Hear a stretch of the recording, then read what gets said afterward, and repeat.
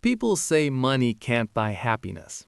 In a single winter night in the Colombian mountains, I learned that money can't even buy warmth, unless you decide to turn it into fuel.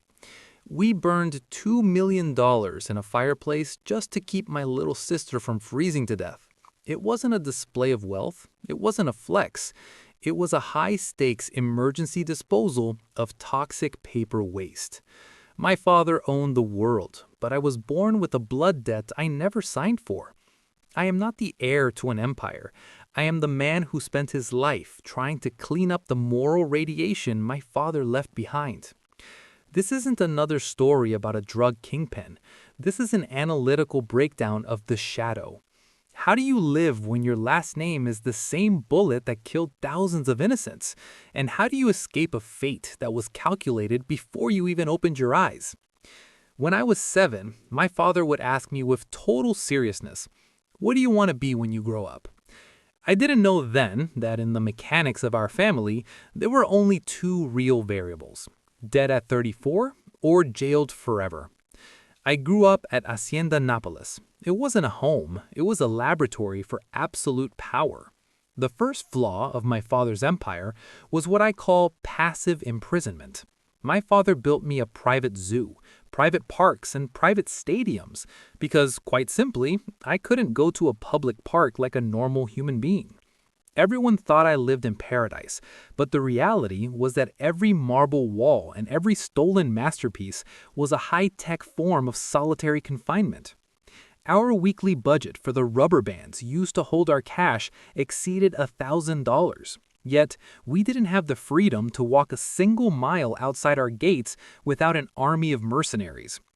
I discovered the fundamental failure of the system when I saw my father running through the jungle barefoot while helicopters circled above. That was the cosmic contradiction. You can have billions of dollars buried in the dirt, but you don't have the right to breathe the air above it in peace. My father's power didn't protect us.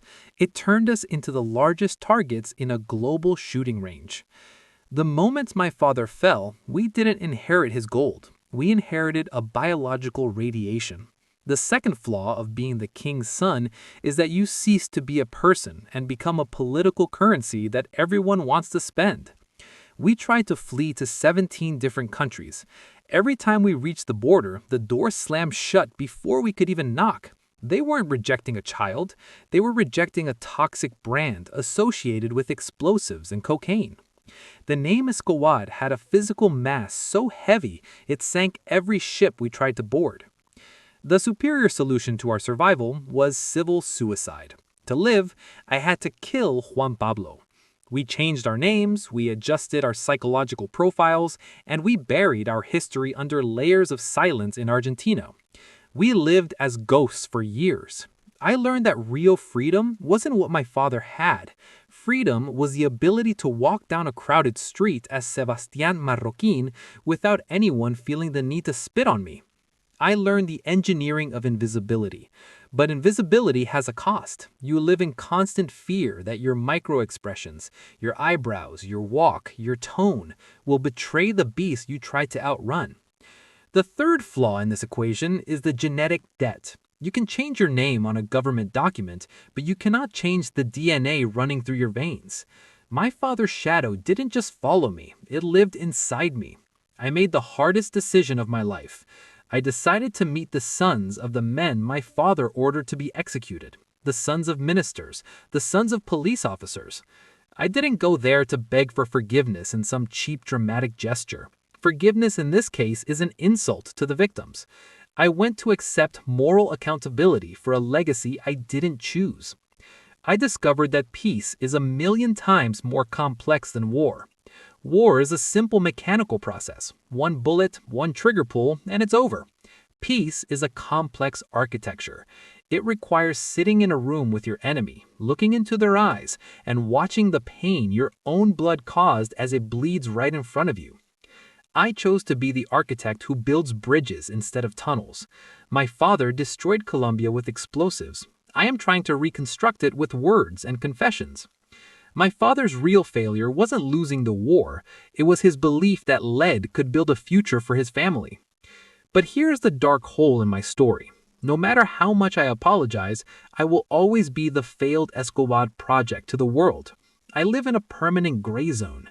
If I succeed as an architect, they say, of course, he did it with his father's hidden blood money. If I fail, they say, what else did you expect from the devil's son? I am a prisoner of other people's definitions of me, just as surely as I was a prisoner in my father's palace. We all live in prisons we inherited. The only difference is that my walls are made of victims' names and a history of ash.